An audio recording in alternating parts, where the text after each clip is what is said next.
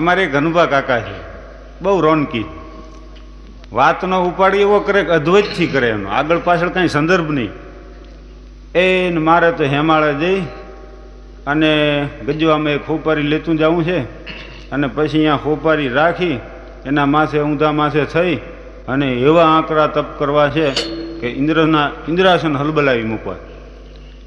હવે ઇન્દ્રનું ઇન્દ્રાસન ન હલબલાવી મૂકું તો આ માનજો, આવી વાતો કરે. એટલે હું પછી પૂછું કે આ ઠેઠ હિમાલય જઈને આમ હાથ ગાળી નાખવાના આવું આકરું તપ કરવું, આનું કારણ શું? એટલે ધીરેથી રહીને કે હે ભલ્યા કે છે ને તપસ્યા હું અપશ્રય તપોભંગ કરવા માટે આવે.